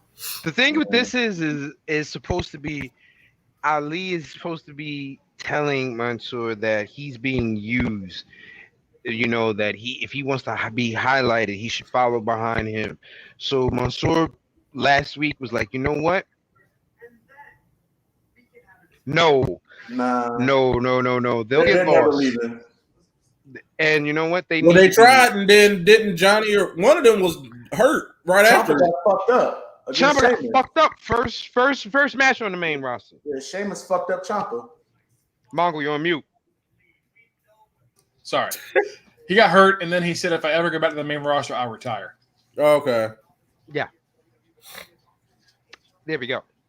But and going back to the well, the difference is Ziggler, oddly enough, has not gone down the card too much, even in losing. Because it's Dolph time, baby. Dolph is he's always been known as the guy that just puts on good matches and shit. So and you know what it is too? Dolph will actually fucking win. Yeah, he'll pull a win out. As Team Raw knows, he'll pull out a bullshit win out of nowhere. That man super kick with the oh my god of the fantasy. Oh, that was that's the only time you have seen a -6 happen in front of your eyes. Is the match over? What happened? Dolph beating AJ freaking Styles with a super kick. I've never been so angry in my life. They going back. So Mansoor, I'm sorry. I just gotta finish this thought because I smoke too much. So if I don't finish my thought, it'll bother me all night. Mansoor told Ali, since you want to teach me so much, what better way to teach than us being in a team together? So that's why they're teaming together right now. And I don't know if y'all been watching this match, but what is his They're name? getting destroyed. Mace kind of took Ali by the head and pounded him on the ground a couple of times. Then T-Bar kicked the braid out of him because Ali's head was braided when he started the match. Oh God, I did see that. He did have the one braid, and as the only person on this show that has watched 205 Live, I was kind of excited for Mansoor coming to the main roster, but I knew the second he got here, he'd be kind of lost in the shuffle. And yeah, I mean, he's on TV. this man still hasn't lost, has he? nope. No, he lost his first match on Raw. Oh yeah, he lost to Sheamus. That's right. He had that's actually, I'm writing an article right now about undefeated streaks. I'm gonna add that to the list. He had an undefeated streak for over a year. Didn't lose a match in over a year. And then his first match on Raw, he lost to Sheamus. This man ain't got no reaction. They're just like Mansoor. Yeah. I stand by my statement that Ali could have been a major player. Yes. Oh, Mansoor got to win, baby. We're got to win. It's Mansoor time. Man, he's soaring through the air. That is the Sunday Night Heat match of the week because that match had no points. I think everybody overuses super kicks. It's not just the Bucks. It's everybody. It's everybody because the super kick used to be a fucking finisher, folks. It's like the Usos do it too. It's not just the Bucks. The Usos also do it. Oh, Usos do it all the time. And then I'm gonna be honest with you, with the Usos, their super kick is almost in slow motion with them heavy ass ones on. That's the problem. Lifting your fucking foot trying to kick that damn heavy ass sneaker, your leg gotta be in slow motion. So their super kick is always slow motion. But I remember that shit used to be a goddamn finisher. And it's part of everybody's normal wrestling package right now. right. Johnny Gargano overuses it. Adam Cole overuses it. The Young Bucks overuse it. Everyone does. Everyone. Fucking Mansoor just did a Scorpion Death Drop. I remember when people used to get hyped when Sting did that move. Pretty much. In WCW. Now it's just a regular ass move. Right now, the most protected move is a fucking spear. A spear and a one-winged angel. At least the one-winged angel and the is end a of good days. fucking move. The end of days. Oh, he still hasn't lost with the end of days? No one kicks out of the end of days. Wow. I don't even think Romans ever kick out of the end of days. Like, but they kick out the fucking deep six. Deep six is not a finisher. That deep six is the truth. It's sick. It's sick. It should be. It's like Sammy's Blue Thunder Bomb. It's like it's the better move. Yeah. Nah, I don't know. That end of days, depending on who he grabs it. Like his best end of days was against Chad Gable. Gable in NXT. That like swing around when he gets that like when someone runs into him and he's spinning that like high speed for that deep six. That is sick. Yeah, and I was wondering because like I remember seeing other people do that lately, and I was like, who else is doing that now? Josh Alexander does that. Mm-hmm. Deep six? He did it sort of. He does it like spinner, like he'll run into you, spin you around, and then do like a certain kind of thing. So even Josh Alexander's taking moves from Baron Corbin. So Baron Corbin's great. Everybody can shut up. I said it. Yeah. Baron Corbin has a GoFundMe right now. WWE fucking started. But Mongo, leave the dog alone, Mongo. Stop trying to rub it. It'll go down on its own. Oh. Remember the last time I let them like play too much and like y'all heard someone get their ass whooped by the other one? I'm trying to stop that right now. They got too much energy right now. Yeah, and you live in the fucking sticks. You can't let them niggas outside. They'll fucking get eaten by something. Yeah, no. We got We got something in the woods behind my house. No one knows what it is, but cats have been going missing. So, beast. well, I told you I went out there one time and like I was right next to the gate, and then I cut the flashlight on my phone on, and then I saw something rush off into the woods that was right next to me, and I don't know what it was. It was a fucking lichen. It might have been. It might have been. What were we talking about? Baron Corbin being great. That's terrible. And you don't even smoke. No, but I had gotten a lot of sleep lately. They're doing Baron Corbin like they did MVP. Yeah, they are. And it's working because that guy MVP cheered, and it's going to get Baron Corbin cheered. Baron Corbin, I didn't know he had this in him. I'm not going to lie. I didn't know he had this in him. Because this happy, it's not happy Corbin yet. This it's like sad Corbin, like depressed. Like, did y'all see him explain why all his money's gone now? Yeah. Like, because for a while we're like, how is he already losing his house? He just lost the crown 2 weeks ago. Why is he already losing everything? He said that he had invested in Bitcoin at its highest. And it tanked so bad he got behind on his payments on the house before he lost the crown. He was like keeping up face before the crown thing happened. So he was already behind on payments before that match even happened. I was like, okay, all right, sure, that makes sense. Okay, finally. At least it makes sense now, you know? But here's the thing.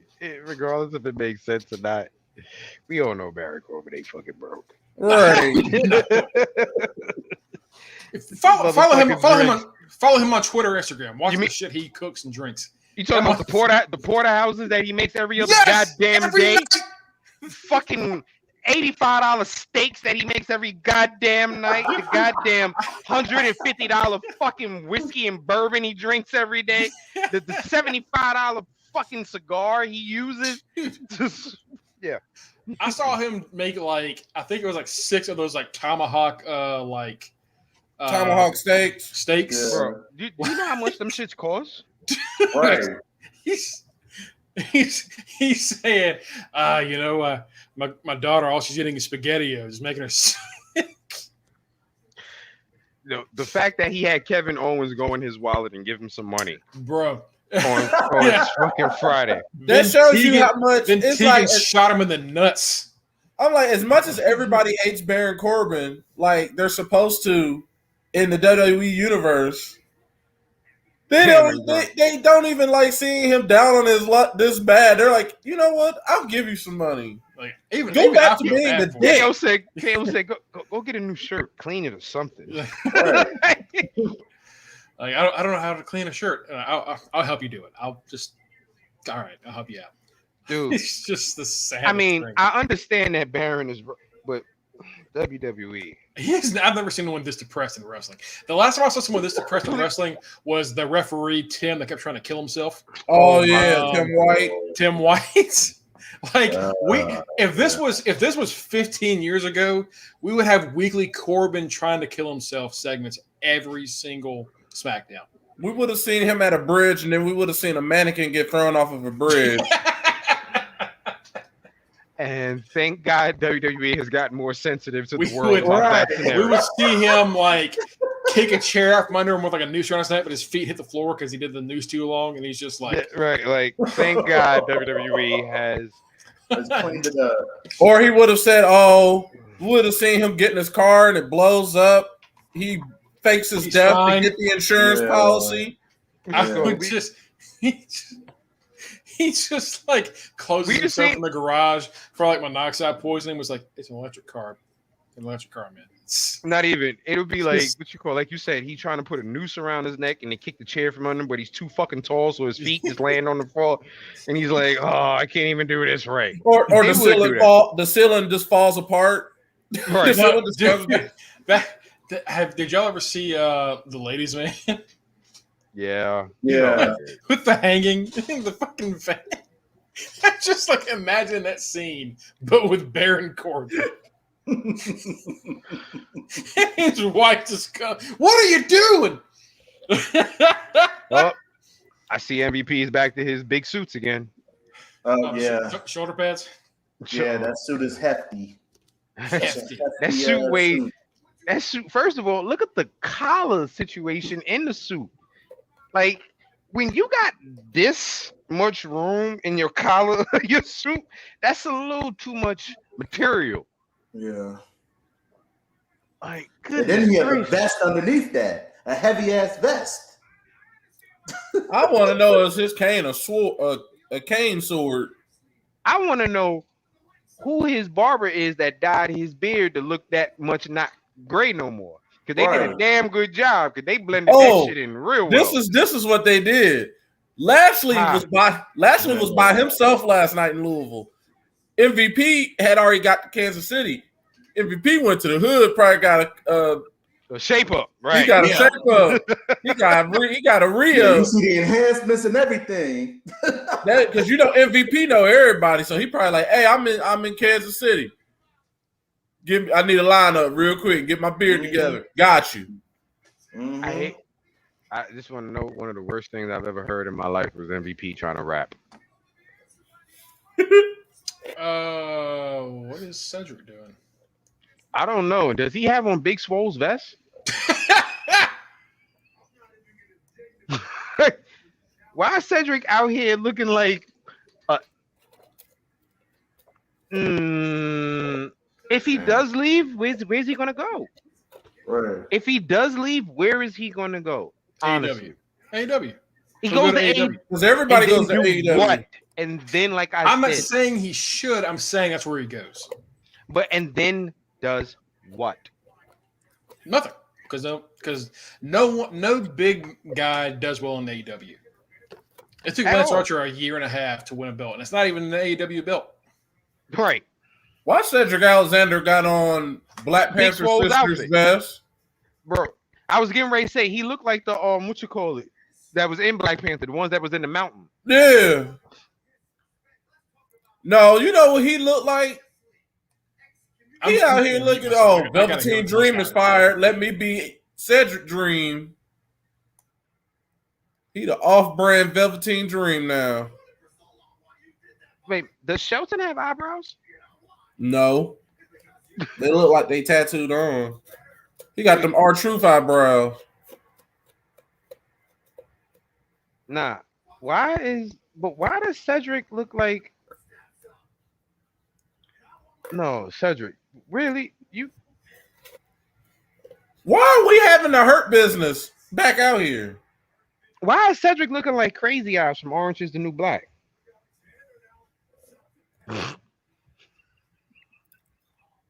You know what they need to bring? They need to bring back Sheldon Benjamin when he was just doing that staring. Nah, fuck it. Let's bring back the gold standard. Oh God. The Nah. gold standard. I'm not dealing with a gold ass baldy. I'm not dealing with this fucking Wakanda vest. And it's purple on the inside? Yeah. What the fuck? Yeah. We're doing this just for Lashley to kill Cedric and Shelton at the same time. Is that what we're doing? Why not? Seriously? I mean, if it's points, it's points. I get that, but like, what? Why are we doing this? Because I pay creative. I guess you did. It should count as double points if it's two motherfuckers he kills. I mean, yeah. I mean, Absolutely not. It should count as double points if it's two Absolutely not. Get your ass out of here. It should count as double points is all I'm saying. They should. Really Oh, should. it's a triple threat? Oh, yeah, that's definitely a double point. Mm-hmm. Mm-hmm. why are we having the Hurt Business finally Handicap blow match. off? Handicap match. Listen, Double points. This should have happened like 6 months ago. Right. nah, would it be funny is if you know what? There's one thing we forgot to mention in the news segment. One of our favorite people has left our favorite company. Yeah. Ladies and gentlemen, Fire and Flavor are no more. Oh yeah, dude, that was mine. Our favorite, Bye, Kiera. everybody's favorite hood rat, Kiera Hogan, has left Impact. Good Lord, Cedric is dead. has left. Yeah.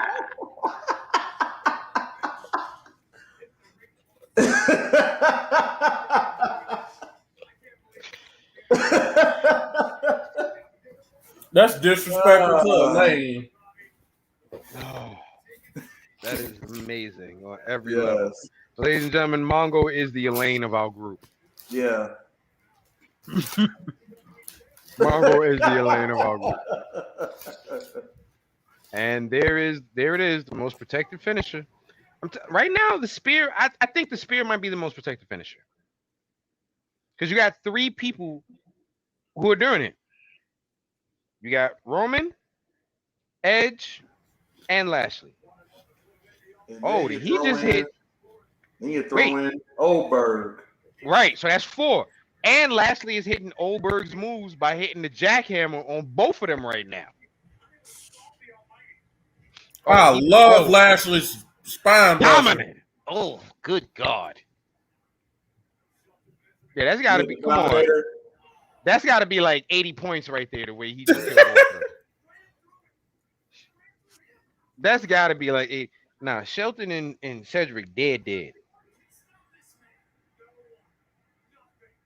Shelton still ain't moved. Well, this is officially rest in peace to the Hurt Business. Shelton ain't moved yet, folks. Well, nah, because Lashley's the Hurt Business. Oh, yeah, that dominated. Yeah, this should be like 900 points. Yeah, and he pinned them both at the same time. Yeah, that's 1,000 points. That should be 1,000 easily. That's 1,000 points. The thing about I hate Lashley spear. I hate that flip. Oh, Moose. Moose does it too. And he does the flip. Right. Yeah. Yep. He does the spear and the flip. I hate that shit. That is so whack. And then what makes me so mad with Moose is like, dude, you played football. Like, you know that's not how you fucking tackle nobody. It's too many people doing that move. So Big John, you asked about did the Young Bucks do the super kick too much? Listen, is everybody doing the spear too much? There are no moves that are sacred finishers anymore. Mm-hmm. Nothing is sacred. I think you might have a few with like Finn's coup de grace when he does that. That might be one of the few that people don't kick out. But then Cross kicked out of that shit. Mm-hmm.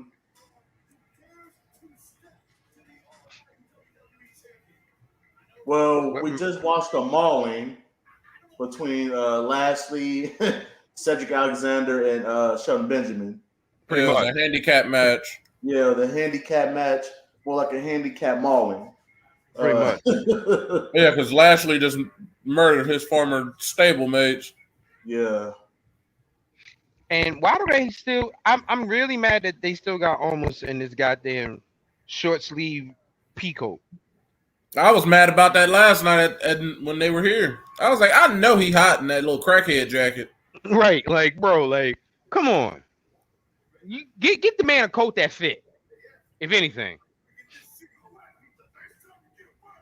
But speaking of, supposedly Randy Orton has been off TV, and it hasn't been. That crowd went crazy for Riddle, though. Yeah. Mm-hmm. But Randy Orton supposedly has been on TV, and it hasn't been like anything wrong. No, like punishment for anything. Just don't know why. I like the bird kick. I'll be honest with you. I like the bird kick, but bird kick is good when it's hit correctly. Yeah. Who were talking about that before? Like a few months back, we were talking about him and somebody else. Like similar moves. Drew, yeah, the Claymore. Apparently, the Claymore. Yeah. Claymore is a good move too. Shout out to the person in Louisville last night that had the Riddle 420 sign in the audience. Nice. And he saw it, pointed him out. Like, bro. He knows what he's about. Oh yeah. He knows that right now he's the pothead of wrestling. He's the pothead of wrestling who doesn't smoke pot. That man, Yeah. he's over. That was one of the biggest pops of the night when he came out there. You know what's so funny? How he basically took Keith Lee's spot. Mm-hmm. Yeah, No, he did. I mean, Keith was supposed to be the U.S. champion, right? And then Mm-hmm. Keith, whatever, I guess he got sick or something happened to him, and now we're here. Oh well. I was thinking about that for the past couple weeks. Like, it's funny how Keith Lee took ACH spot, and then you fast forward a year and a half, 2 years, and Riddle has his spot. It's funny how that works. Mm-hmm. Like I said, people got to just wait their turn. Wait your turn. Wait your turn. And that's what I was talking about before about a lot of the wrestlers being divas, thinking that they're supposed to be on top early. Like, no, you got to wait your turn, man. Like, because the thing about WWE will humble you in a heartbeat. Mm-hmm. In a heartbeat. I want to share this tweet that I just saw.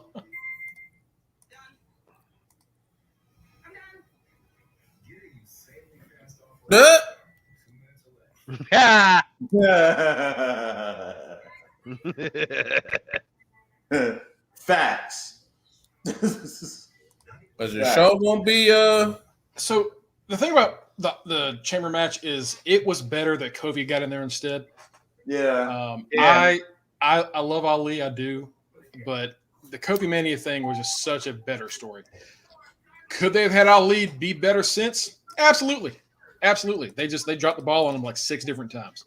They should have went further with that whole him being the hacker thing. Yeah, it didn't matter. Like, and I think with Retribution, he said, "Yeah, I was a hacker." Like, the thing that happened 5 months ago that we didn't get brought up again. Okay, that we cool. Forgot about. Cool. Why does that matter? It's like if they ever continued any story Ali ever had, he'd been fine. Because like the stuff he did with Cedric Alexander on 205 Live, he had those little like pre-recorded promos in the streets. Like, all that was good. Ali's always been a good performer. I don't know. I just. All right. Let's see. Is there anything else we need to talk about this week? It's been, aside from it's Monday, so it's the beginning of the week. Crazy. It's weird, right? Great. It's weird. Like it's strange. I don't think we've done a Monday podcast since the old days. Yeah, old days time. Yeah. Yeah, when Des McMahon was running it, I think we might have had a Monday a couple of times. But yeah, this was definitely different. Definitely different. It made Raw a little bit more enjoyable. I will say that. Yeah. This might be something we might move to Mondays going forward. It depends on what AEW does this week. Honestly, it depends on how Dynamite works. Right, depending upon what AEW do this week, because as of right now, folks, this is your show for the week. If we see AEW is getting kind of shitty in the middle of the program, we might hop on in the middle of AEW. We might. But if they keep doing what they're doing right now, we'll see. Mondays might be a move. I think that's actually going to be it for us then. There ain't much else to do. It's a weeknight. We got to be ready for school in the morning. So,